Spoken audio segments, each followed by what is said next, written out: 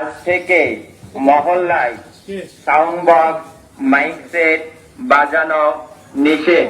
রাস্তায় বাজানো হচ্ছে মাইক, আর সেই মাইকেই ঘোষণা দেওয়া হচ্ছে আজ থেকে মহল্লায় সাউন্ড বক্স ও মাইক বাজানো নিষেধ। কোনো ব্যক্তি জেনে শুনে সাউন্ড বক্স বা মাইক বাজালে তাকে মসজিদ, মাদ্রাসা ও গোরস্থান থেকে বহিষ্কার করা হবে।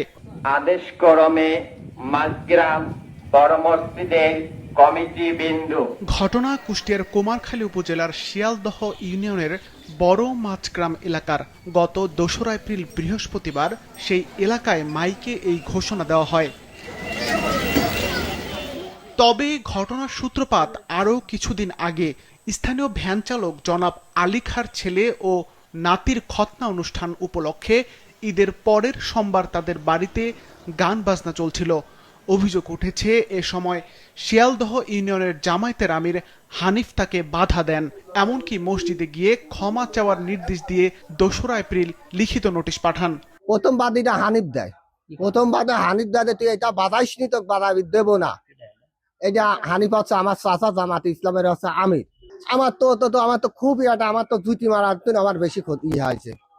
এই জিনিসটা হচ্ছে মহল্লার লোক করলে। এই ঘটনায় অলিখিতভাবে আলী খাঁর বৃদ্ধ বাবা রেজওয়ান খাঁকেও ক্ষমা চাওয়ার নির্দেশ দেওয়া হয়। বহিষ্কারের ভয়ে নোটিশে বেঁধে দেওয়া শর্ত অনুযায়ী তারা ক্ষমাও চান। আমার বাড়ির ছোটখাটো একটা অনুষ্ঠান হয়, তো অনুষ্ঠান হলে পরে ডানি ভাই সবাই বক্স বক্স বাজায়।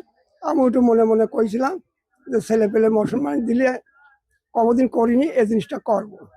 হঠাৎ সেই বক্স বাজাচ্ছে ছেলে পেলে, এই জামাতের সদস্য আসি এই কাজে বাধা দিই, হুমকি দিচ্ছে কেস করবো, ই করবো। আমি তখনই কলাম যে কেস করি, যে লোক আর ফাঁস হোক আমার হয় হুবি। আমাকে যে কাগজ দিচ্ছে যে মসজিদে আসি সবার মাপ চাবা। ঘটনার সত্যতা পাওয়া গেল ইউনিয়ন জামায়াত ইসলামের আমির আবু হানিফের কথাতেও।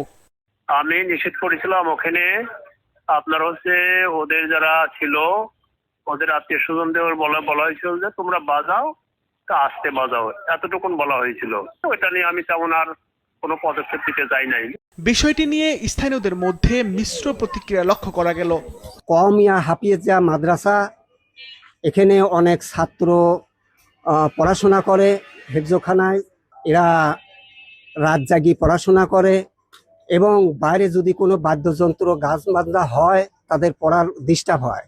এ বিষয়ে ইউনোকে ব্যবস্থা নিতে বলা হয়েছে বলে জানান কুষ্টিয়ার জেলা প্রশাসক। ইউনো সাহেবকে বলেছি ব্যবস্থা নিতে, তারা জানিয়েছেন যে তারা এই ধরনের কাণ্ড আমরা কখনো করবে না, মুসলিকার দিতে। তাই আমি ইউনো সাহেবের কাছ থেকে কনফার্ম। এই ঘটনায় এবারই প্রথম নয়।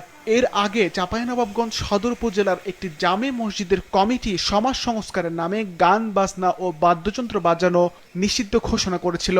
যদিও সমালোচনার মুখে পড়ে 8ই মার্চ তারা সেই সিদ্ধান্ত প্রত্যাহার করে নেয়। সিফাত রহমান, মাছরাঙ্গা নিউজ ডেস্ক।